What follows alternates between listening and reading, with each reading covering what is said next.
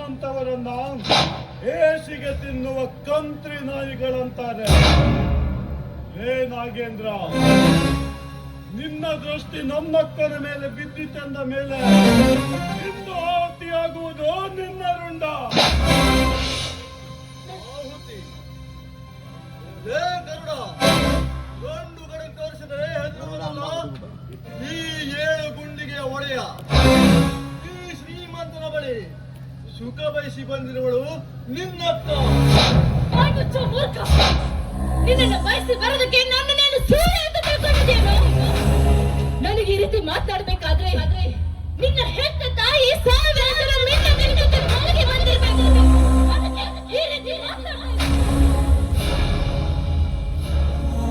ಸಾವಿತ್ರಿ, ನಿನ್ನ ಕಮ್ಮನ ಬಳಿಯಿಂದ ಬಾಯಿಗೆ ಬಂದಂತೆ ಮಾತನಾಡದೆ ಆದ್ರೆ ಮಾತನಾಡುವುದಷ್ಟೇ ಅಲ್ಲ ಸಾವುಕಾರ, ಕಾಮದ ಮದವೇರಿದ ನಾಮ ನಿನ್ನಂತವರನ್ನ ಕತ್ತೆಯ ಮೇಲೆ ಕೂಡಿಸಿ ಮೆರವಣಿಗೆ ಮಾಡಬೇಕು. ನಾಗೇಂದ್ರ, ಸತ್ಯದಿಂದ ನಡೆದ ಶ್ರೀರಾಮಚಂದ್ರ ಸತ್ತಿದ್ದು ಇತಿಹಾಸದಲ್ಲೇ ಇಲ್ಲ. ಅಟ್ಟಹಾಸದಿಂದ ಮೆರೆದ ರಾವಣನನ್ನ ಮನುಷ್ಯನೆಂದು ಕರೆಯುವುದು ಯಾವ ಚರಿತ್ರೆಯಲ್ಲೂ ಇಲ್ಲ.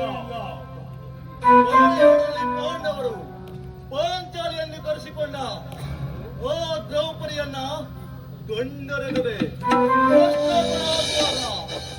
ಇಡೀ ಸಭೆ ನಕ್ಕಿತು. ಒಂದು ನಕ್ಕವರು ಕುರುಕ್ಷೇತ್ರ ಧರ್ಮ ಯುದ್ಧ ನಡೆದಾಗ ನಗಕ್ಕೂ ಉಳಿದಿರಲಿಲ್ಲ. ಆ ಕೌರವರು ಮಾಡಿದ ಪಾಪದ ಫಲಕ್ಕಾಗಿ ಒಬ್ಬನೇ ಒಬ್ಬ ಕೌರವ ಉಳಿದಿರಲಿಲ್ಲ. ಇಂದು ಈ ಗಂಡುಗಲಿಗೌಡನ ಕೈಯಲ್ಲಿ ನಿನ್ನಂತ ಕೌರವರ ಅಂತ್ಯವಾಗುವುದು ಖಚಿತ. ಲೇ ನರವ್ಯಾಘ್ರ, ನೆನೆಸಿಕೋ ನಿನ್ನ ಮನೆ ದೇವರನ್ನ. ಇಂದ್ರನ ಗೆದ್ದ ನಾಗೇಂದ್ರ ನಾನು, ನನಗೆ ಸಾವಿನ ಭಯ. ಎಂದು ನೀ ನನಗೆ ಆಸ್ತಿನ ಕೊಡಲು ನಿರಾಕರಿಸಿದ್ಯೋ? ಈ ಸರ್ಪ ಬೋರ್ಗರೆಯುತ್ತಿದೆ.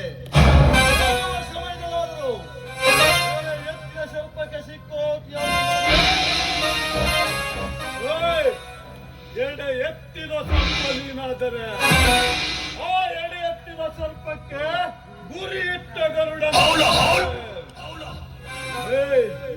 ಇಂದಿಗೆ ಸಮಾಪ್ತಿಯಾಗಲೇಬೇಕು ನಿನ್ನಂತ ವಿಷ ಜಂತುಗಳ ಅಟ್ಟಹಾಸ.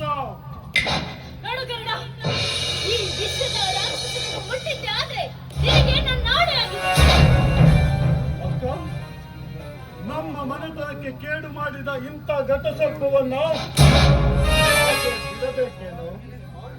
ಆಣೆ ಹಾಕಿ ದೊಡ್ಡ ತಪ್ಪು ಮಾಡಿದೆ ಅಕ್ಕ, ದೊಡ್ಡ ತಪ್ಪು.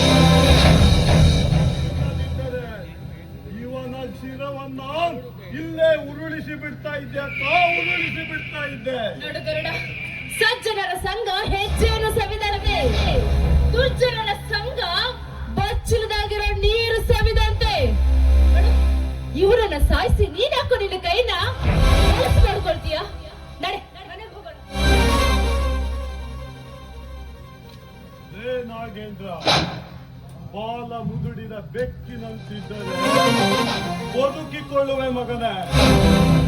ಇಲ್ಲವಾದರೆ ಕೋಣನಂತೆ ಕೊಡಿದು ಕೊಡುವ ಈ ಭೂತಾಯಿಗೆ ನೈವೇದ್ಯ ಮಾಡುವೆ.